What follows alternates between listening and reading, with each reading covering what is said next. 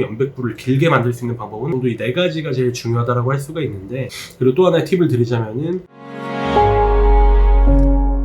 안녕하세요, 농사백단의 박세진입니다. 이번 시간에는 저번 시간에 이어서 대파랑 쪽파, 굵고 균일한 대파와 쪽파를 다량으로 생산할 수 있는 영양관리 방법에 대해서 다시 한번 좀 자세하게 말씀을 드리도록 하겠습니다.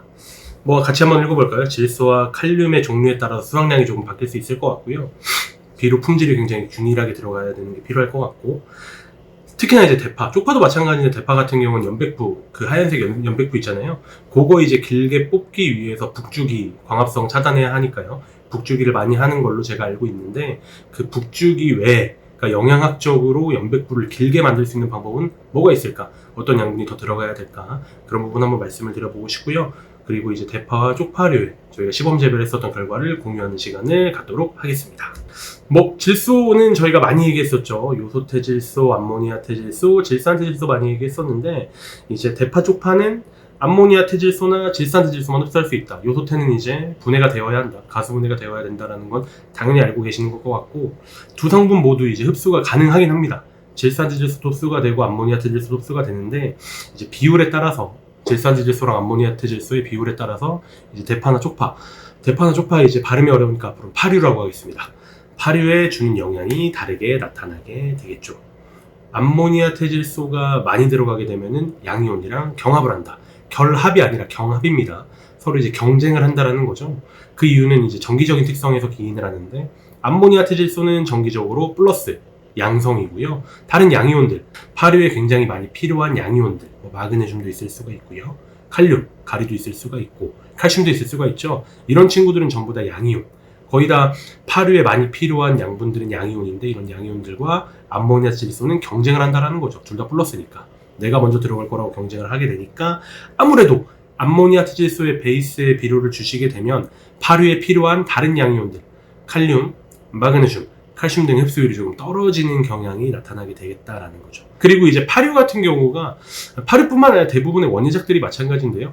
암모니아질소보다는 질산질소를 훨씬 선호를 합니다. 그 비율이 작물에 따라 조금 다르긴 하지만, 쪽파, 대파 그쪽은 이제 질산태질소랑 암모니아태질소의 비율을 한 10대 1 이상 정도로 보셔야 될 것 같아요. 질산태질소를 더욱더 선호하기 때문에 질소 흡수량 자체가 떨어지게 된다. 그러니까 암모니아태질소 베이스로 비료를 주시게 되면 다른 중요한 양분들, 특히나 중요한 양이온들, 칼륨, 마그네슘, 칼슘 흡수량도 떨어지게 되고, 파류가 질산태질소를 선호하니까 10배 이상 더 선호를 하니까 질소 전체 흡수량도 조금 떨어지게 된다는 거죠. 사실 파농사는 질소랑 칼륨, 인산도 중요하긴 하지만 질소랑 칼륨, 그리고 칼슘, 마그네슘 정도 이 네 가지가 제일 중요하다고 할 수가 있는데, 암모니아태질소의 베이스를 주게 되면 질소 흡수량도 떨어지게 되고, 다른 중요한 양분인 칼륨과 칼슘과 마그네슘의 흡수율도 떨어지게 된다. 그러니까 암모니아태질소의 베이스의 비료보다는 질산태질소의 베이스의 비료를 주시는 게 맞다라는 거죠. 그래서 실제로 이 그래프를 보시면은 하늘색 같은 경우는 전부 다 암모니아태질소, 초록색 같은 경우는 질산태랑 암모니아태가 이제 균형 있게 들어가 있는 거고, 연두색 같은 경우는 질산태만 들어가 있는 거 보실 수 있는데요. 제일 떨어진 건 암모니아태질소죠. 제일 좋은 거는 균형 있게 들어간 거. 어쨌거나 암모니아태랑 질산태가 균형 있게 들어간 게 제일 생육이 좋다라는 거죠. 생육이 제일 좋다라는 건데, 그 균형 있게 들어가는 거에서 암모니아태랑 질산태가 굳이 1대1 비율이 아니라 질산태가 조금 더 높게 들어가야 된다는 걸 다시 한번 말씀드리는 부분입니다. 칼륨의 경우 염화가리랑 이제 황산가리로 구분을 해야 될 것 같은데요.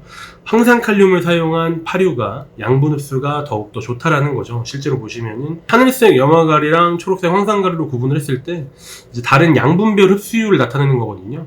가리 형태만 바뀌더라도 이런 식으로 양분의 흡수율이 달라진다라는 거죠. 그 이유는 딱 하나밖에 없죠. 똑같이 칼륨이 들어가고 있긴 하지만 다른 하나는 염소랑 붙어서 들어가고 나머지 하나는 황이랑 붙어서 들어간다.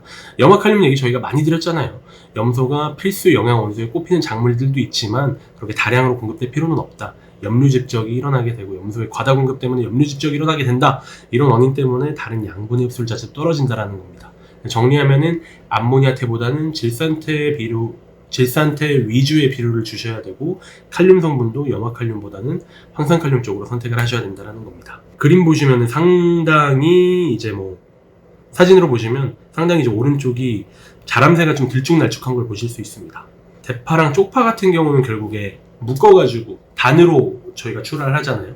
제가 알기로 한 단이 이제 900에서 900g에서 1kg 정도 되는 걸로 알고 있는데, 이 단으로 출하를 하기 때문에 두께라든가 키 같은 거를 좀 균일하게 키우는 게 굉장히 중요하죠.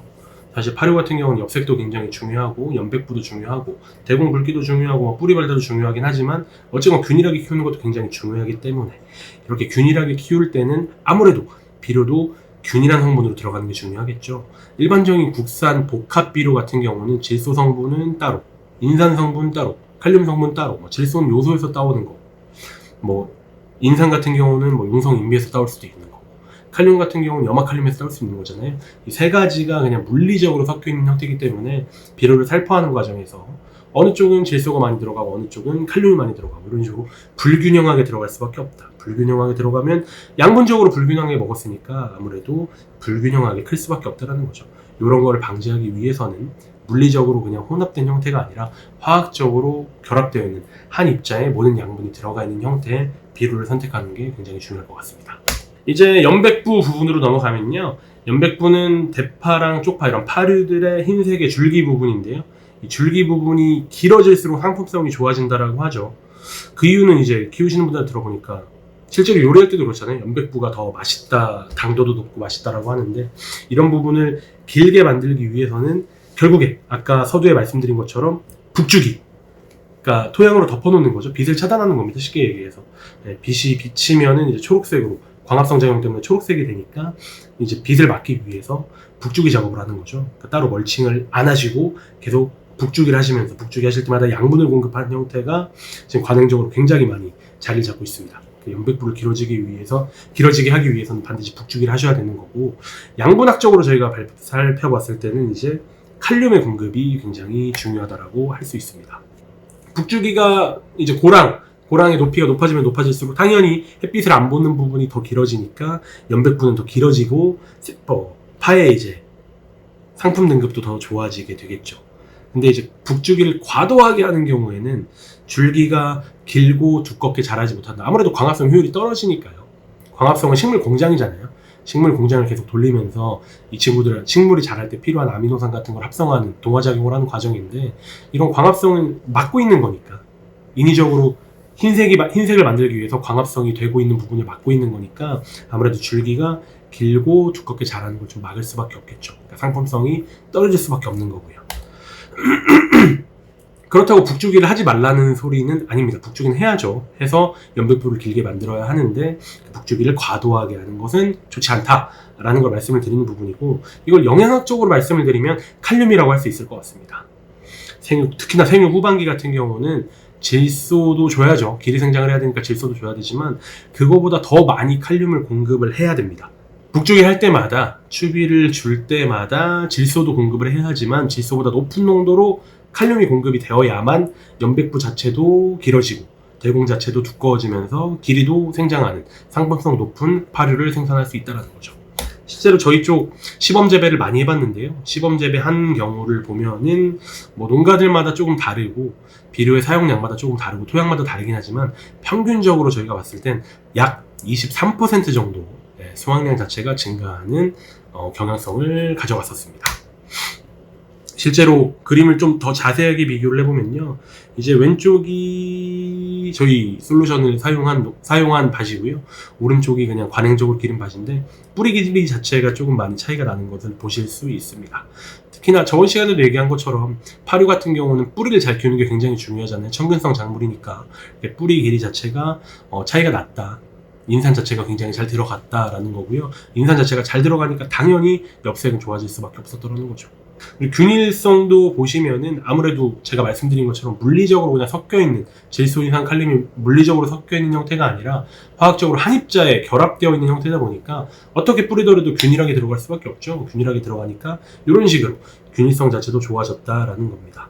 수확량도 좋아졌고요. 그래서 이제 복합 비료 추천인데요, 사실 대파도 그렇고 특히나 쪽파도 그렇고 여름 쪽파 키워봤자 30일에서 35일, 그 외에 쪽파는 키우면은 50일에서 60일, 65일 정도 키우시는 굉장히 잡기가 빠르잖아요, 파류 같은 경우는. 그렇기 때문에 굉장히 속효적으로 반응할 수 있는 비료가 필요하고요. 그리고 또 하나의 팁을 드리자면은 저번 시간에 계속 강조드린 것처럼 인산의 공급이 굉장히 중요합니다. 청근성 작물이다 보니까 뿌리를 건강하게 키우는 게 중요하기 때문에 인산을 꾸준하게 공급하는 게 굉장히 중요해서요.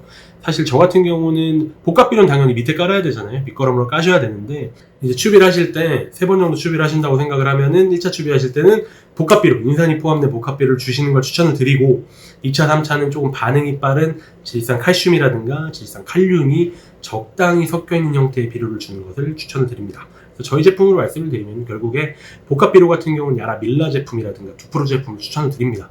굉장히 좋은 형태의 폴리인산이 포함되어 있는 제품이고요.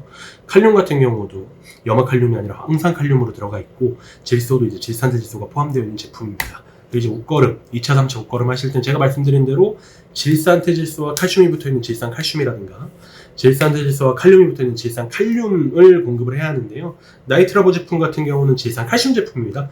붕소로 코팅이 된 붕소결핍도 저번 시간에 말씀드렸죠. 이렇게 금가 있는 거. 네, 붕소결핍도 예방할 수 있겠네요. 질산칼슘이 이제 붕소로 코팅되어 있는 나이트라보라는 제품도 있고요. 이제 질산칼륨과 질산칼슘이 혼합되어 있는 유니칼슘이라든가 유니카칼슘이라는 제품도 있습니다. 상세 재원은 다음 보시면 될 것 같고요. 그리고 팁번 얘기도 저번 시간에 말씀드렸잖아요. 사실 마그네슘을 아무리 잘 넣어가지고 엽색 자체가 진하게 만들었다고 하더라도 칼슘 공급이 원활하지 않으면 끝에가 가는 팁번 현상이 나타날 수밖에 없고요. 팁번 현상을 막기 위해서는 제가 저번 시간에 말씀드린 대로 밑거름부터 칼슘을 공급을 하셔야 된다. 칼슘 자체 이동성이 느려서 반응하는 것들이, 작용하는 것들이 굉장히 느리기 때문에 이른 시기부터 칼슘이 공급이 되어야 된다는 강조를 드렸는데, 그렇다고 하지만 저희가 또 영양제를 안 할 수는 없어요. 연면시비를 안 할 수가 없죠. 어차피 주기적으로 최소한 2주에 한 번, 2주에 한 번도 너무 기네요. 1주에 한 번 정도는 이제 농약을 하실 텐데, 그 농약 하실 때 칼슘 형태의 연면시비제를 공급을 하는 걸 추천을 드리고요. 그런 것 때문에 저희도 이제 칼슘 형태의 연면시비제를 출시를 했습니다. 야라비타 스타피지라는 제품이고요. 요건 이제 염화칼슘 플레이크 제품이 아니라 그냥 이제 천연 염화칼슘을 사용해가지고 물에 희석을 하더라도, 액상 제품인데 물에 희석을 하더라도 중성의 pH가 유지가 되기 때문에 작물에 이제 산성화 피해를 나타내지 않는 제품이고요. 칼슘은 한 17% 정도 이제 포함되어 있는 제품입니다. 이번 영상은 여기까지 할게요. 감사합니다.